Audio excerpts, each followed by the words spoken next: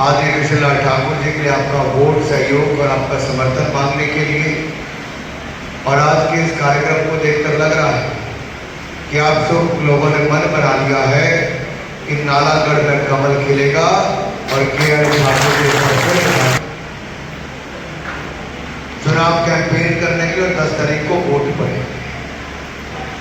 ये 5 दिन पार्टी के लिए समर्पित कर दीजिए। अगले 3.5 साल के.आर. ठाकुर जी इस क्षेत्र के विकास के लिए 24 घंटे समर्पित होकर रहेंगे। इस बात का विश्वास भी हम आपको दिलाते हैं। एक ऐसा समय जब प्रदेश में 3 उपचुनाव एक साथ आए। हालांकि तीनों उपचुनाव लोकसभा के चुनाव के साथ हो सकते थे, लेकिन राज्य सरकार की मंशा कोई बहुत स्पष्ट नहीं थी और वो नहीं चाहती थी कि ये चुनाव साथ में हो। और उसी तरह से निर्णय जो स्पीकर महोदय ने भी किया, जो 24 घंटे के अंदर किया जा सकता था, उसको 24 दिन से ज्यादा लटकाया। ये अपने आप में दिखाता है कि कांग्रेस के मन में डर तब भी था, डर आज भी है कि सरकार तब भी जा सकती थी, सरकार आज भी जा सकती है। भाइयों बहनों, कांग्रेस और भारतीय जनता पार्टी में मूल अंतर क्या है? हम आते हैं तो प्रदेश और देश का विकास करते हैं। कांग्रेस पार्टी आती है तो अपना विकास अपने कार्यकर्ता का नहीं करते, अपने नेताओं तक सीमित है। और यही कारण है कि इनके अधिकतर नेताओं के ऊपर आप देखिए, झारखंड में इनके सांसद के घर रेड हुई, 350 करोड़ रुपए इनके सांसद के यहाँ से पकड़ा गया, 350 करोड़ रुपए। फिर झारखंड के इनके मंत्री के पीए के ड्राइवर के पास, मंत्री का पीए का ड्राइवर, उसके बाद 25 करोड़ रुपया नकद पकड़ा गया, 25 करोड़ रुपया नकद पकड़ा गया। अब नोटबंदी के बावजूद भी कांग्रेस के पास अरबों खरबों रुपए के नेताओं के पास आते हैं, तो स्पष्ट तौर पर पता चलता है कि सत्ता में आकर केवल लूटने का काम किया जाता है। आज जो गठबंधन भी देश में बना था, वो जेल और बेल वालों का गठबंधन बना। उनमें से अधिकतर नेता जेल में, बहुत सारे बेल पर भी। राहुल गांधी जी बेल पर भ्रष्टाचार में, सोनिया गांधी जी बेल पर भ्रष्टाचार में, लालू प्रसाद यादव जी बेल पर भ्रष्टाचार में, हेमंत सोरेन जी बेल पर भ्रष्टाचार में, और तेजस्वी यादव जी की बात कर लो। ऐसे ही अनेक नेता बेल पर भ्रष्टाचार में। अरविंद केजरीवाल जी से लेकर अन्य नेता वो जेल में भ्रष्टाचार के थे। तो भारतीय जनता पार्टी का मुकाबला लोकसभा चुनाव में किसके साथ था? ठगबंधन के साथ था, जहां पर ठगों का एक गुट, अलग दलों के लोग, न जिनकी विचारधारा एक थी, ना नीतियां थी, ना नियत में। वोट तो था ही पहले दिन से। आप देखिए, कांग्रेस और आम आदमी पार्टी पंजाब में अलग अलग लड़ी और दिल्ली में इकट्ठे मिलकर लड़ी। दिल्ली में इकट्ठे मिलकर लड़ी तो एक दूसरे के कपड़े फाड़ लिए और साथों के साथों सीटें भारतीय जनता पार्टी ने जीतकर करने का किया। साथ लगते पंजाब में भी भारतीय जनता पार्टी का वोट शेयर 3 गुना ज्यादा बढ़ा है। हम 4 सीटें केवल 10-11 हजार वोट, 15 हजार वोट की मार्जिन से आता है, केवल 10-11। अपने बलबूते में पहली बार चुनाव लड़े। ये अपने आप में भारतीय जनता पार्टी के बढ़ते कदम पंजाब में है। और 26 सीटों में पंजाब में भारतीय जनता पार्टी पहले नंबर पर आई, जहां पर हमें वोट सबसे ज्यादा मिला। और ये उसके बावजूद जब घृणा का एक भाव वहां पर पैदा किया गया भारतीय जनता पार्टी के प्रति कुछ राजनीतिक दलों के द्वारा, एक झूठ की राजनीति पंजाब के उस क्षेत्र में की गई। चौधरी साहब यहां पर खड़े कह रहे थे कि जो एमएसपी पर अनाज की खरीद है, और ये सच्चाई, यहां का अनाज भी हमें पंजाब में ले जाकर बेचना पड़ता। मुझे आज भी याद है, चौधरी साहब उस समय भी उपचुनाव कुनियार का चल रहा था और साथ में हमारे फतेहपुर का भी चल रहा था, लोकसभा का भी था। 4 उपचुनाव थे, 3 विधानसभा के, 1 लोकसभा के।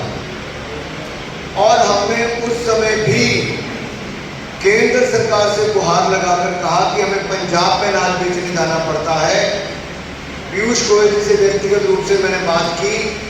13 अनाज की केंद्र, खरीद केंद्र, जो मंडी की तरह खरीद केंद्र यहाँ पर खोले गए, तो भारतीय जनता पार्टी नरेंद्र मोदी की देन है। पूरे 13 इलाकों में खोले गए, बहुत बड़ी देन। आज अगर हम बद्दी, नालागढ़, पांवटा साहब, काला आम, ऊना, टालीबाग से लेकर गगरेट और संसारपुर टेरेस तक चले गए, पूरी बेल्ट। अगर मैं हिमाचल की तराई बेल्ट बोलूं, जो मैदानी इलाका है, यहाँ इंडस्ट्री कब आई? 1 दिसंबर 2002 को अटल बिहारी वाजपेयी जी, प्रेम कुमार धूमल जी के कहने पर दोनों तरफ सरकारें भाजपा एनडीए की थी। केंद्र में अटल जी थे, प्रदेश में धूमल जी थे।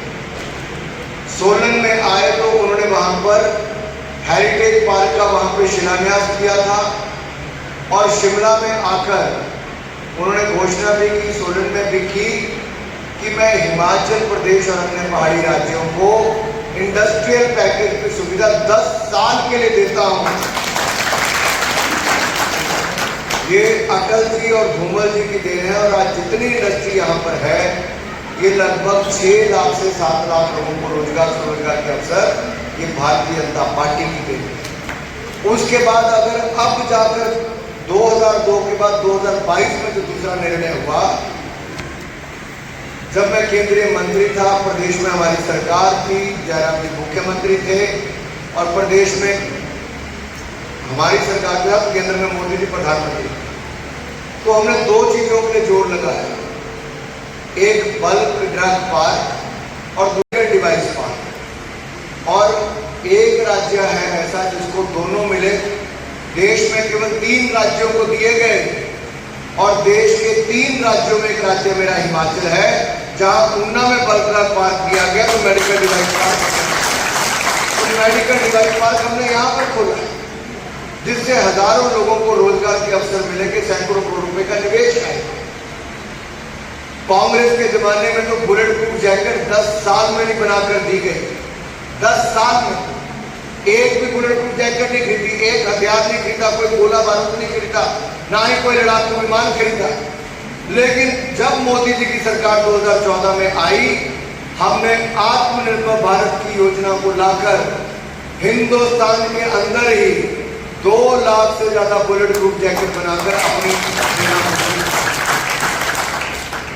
साथियों, कांग्रेस ने अपने 10 साल के शासन में 2004 से 14 तक भारत को दुनिया का सबसे बड़ा इंपोर्टर बना दिया, हथियारों का आयात करने वाला बना दिया। मोदी जी ने 10 साल में भारत को दुनिया में एक्सपोर्ट करने वाला देश, और 1 लाख करोड़ से ज्यादा का हमने रक्षा उत्पादन किया। 21,000 करोड़ रुपए का एक्सपोर्ट, निर्यात हमने पिछले 1 साल के अंदर किया। आप कल्पना कीजिए 10 सालों में कैसे देश को बदला जा सकता है। सोच भी बदली और सुविधाएं भी बदली। 668 करोड़ रुपए का एक्सपोर्ट होता था, आज 21,000 करोड़ रुपए का एक्सपोर्ट होता है 1 साल। और अगले 3 साल के अंदर हमारा एक्सपोर्ट 35,000 करोड़ रुपया पहुंच जाएगा, और अपने यहाँ पर हम 1,000 से ज्यादा आइटम हिंदुस्तान में बनाने शुरू कर देंगे। तेजस एयरक्राफ्ट लड़ाकू विमान हमने हिंदुस्तान में बनाया। ब्रह्मोस सुपरसोनिक मिसाइल जो दुनिया के गिने चुने देशों के पास रशिया और भारत बनाते हैं, हमने बनाई। फिलीपींस को 4,000 करोड़ की हमने अभी बेची है। ऐसे ही हमने INS विक्रांत अपना युद्ध पे कर रहा हूं, उस पार्टी के साथ खड़े हो जो देश को आगे बढ़ा सके। एक सीट जीतनी हमारे लिए जरूरी है, ताकि हमारे विधायक बने, हम लोग चुनाव जीत सकें, अपने नेताओं के माध्यम से अपना विकास करवा सके। मुझे आज भी याद है, अधिकतर व्यापारी आकर अगर शिकायत करते हैं तो एक सेक्टर की गुंडागर्दी की करते हैं, और आप सबको पता है कौन से सेक्टर की, जिससे व्यापारी वर्ग बुरी तरह परेशान भी, न उससे स्थानीय लोगों को कोई लाभ मिलता है, और जो हमारे यहाँ पर व्यापार में निवेश करने के लिए भी और रुकावटें खड़ा करता है, और उनको संरक्षण देने वाला कोई व्यक्ति है तो कांग्रेस वैसे लोगों को आगे बढ़ा रही है। ये लोग अपनी जेबें भरने का काम करते, स्थानीय क्षेत्र का विकास कभी नहीं कर पाए। आज युवाओं को नशे से दूर रखना है तो नशों को संरक्षण देने वालों को भी सत्ता से दूर रखना है। अगर वो सत्ता में आ जाते हैं तो गली गली गांव गांव चिट्टा बिकना शुरू हो जाएगा। जो पहले ही रोकना बड़ा मुश्किल हो गया, आगे उसका कहर घर घर देखने को मिलेगा। हमें बचना है और अपने युवाओं को बचाना है। अगर मैं इस क्षेत्र की बात करूं, बद्दी में जाम तो नहीं लगता आज? कोई दिक्कत, कोई परेशानी तो नहीं होती? कोई आपके लोगों को उस तरफ जाना हो, वहां से किसी को होता है? 2.5 घंटे जाम। कई लोगों ने तो हफ्ते में केवल 3 दिन बद्दी नाला लगाना शुरू कर दिया, 3 दिन आते ही नहीं। राज्य की सरकार कहां है भाई? 4 लेन को हमने मंजूर करवाया, लेकिन राज्य की सरकार की मदद भी नहीं मिल पा रही। अधिकतर समस्याएं राज्य की सरकार के कारण। हमने रेलवे लाइन भी चंडीगढ़ से बद्दी के लिए मंजूर करवा दी, जो 70 साल तक नहीं हो पाया। नरेंद्र मोदी की सरकार ने। और मैं आपको बता दूं, आपको यहां से मनाली जाने के लिए या यहां से चंडीगढ़ दिल्ली जाने के लिए सबसे ज्यादा जरूरी था तो 4 लेन हाईवे था और रेलवे लाइन की परियोजना थी। ये दोनों की दोनों किसी ने दिलाई है तो भारतीय जनता पार्टी ने दिलाई है। और मैं आपका आभारी हूं कि आपने लोकसभा के चुनाव में भारतीय जनता पार्टी को अपना खूब सहयोग, समर्थन और बढ़ चढ़कर आशीर्वाद दिया। इस विधानसभा के उपचुनाव में भी रिकॉर्ड मतदान कीजिए और रिकॉर्ड लीड के साथ केएल ठाकुर जी को जिताइए। हमें यहां पर उद्योग और बढ़ाना है, हमें यहां रोजगार के अवसर और खड़े करना। अगर भ्रष्ट लोग आएंगे तो व्यापार खत्म होता जाएगा। आज कांग्रेस की सरकार का रवैया उद्योग के प्रति ऐसा है कि आपके साथ लगते विधानसभा क्षेत्र में भी देखेंगे तो वहां विधायक को एक चुना गया, लेकिन मांगने वाले 2-2 से ज्यादा है एक ही जगह से। व्यापारी आपके दुखी हो गए 1.5 साल के। उनको ये नहीं पता कि उद्योग मंत्री कौन है और उद्योग के नाम पे फिरौती करने वाला कौन है। पूरी लूट मचा रखी है इस कांग्रेस की सरकार में। उद्योगपति दुखी हो चुका है, त्रस्त होकर पलायन करने की दिशा में। अगर उद्योग यहां से पलायन हो गया तो आपके रोजगार, स्वरोजगार और आपकी कमाई के साधनों पर भी बहुत बड़ा प्रभाव पड़ने वाला है। इसलिए हमें अपने अपने क्षेत्र को बचाने के लिए ईमानदार नेताओं को लाना होगा और ईमानदार नेता के माध्यम से विकास करवाना होगा।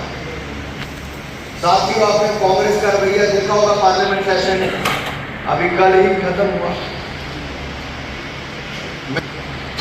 18वीं लोकसभा में 550 सांसदों में सबसे पहले अगर राष्ट्रीय अभिभाषण पर किसी को धन्यवाद प्रस्ताव रखने के लिए अनुमति किसी को दी, किसी को मौका दिया, तो 550 सांसदों में संसद में वो हिमाचल प्रदेश के आपको मिला।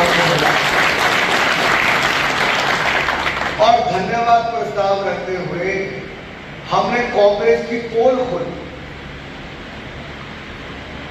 आप मुझे बताइए, मैंने देश के सामने भी सदन के माध्यम से रखा, कांग्रेस ने पिछले 20-30 दिनों से देश भर में हल्ला मचा रखा है जैसे वो चुनाव जीती है देश का।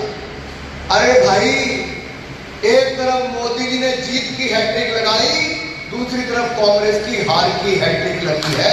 3 बार लगातार कांग्रेस। 2014 में कांग्रेस को 44 सीटें मिली, 2019 में 52 सीटें मिली। उनका लीडर ऑफ ऑपोजिशन भी नहीं बन पाया।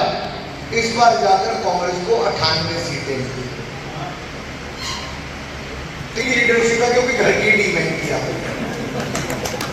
कोई और होता तो अब तक टीम से बाहर कर दिया हो। और जब बोलने के लिए भी खड़े तो दुनिया भर का झूठ बोलने पर आते हैं। हिंदुओं को अपमानित करने की कोई कसर नहीं छोड़ी।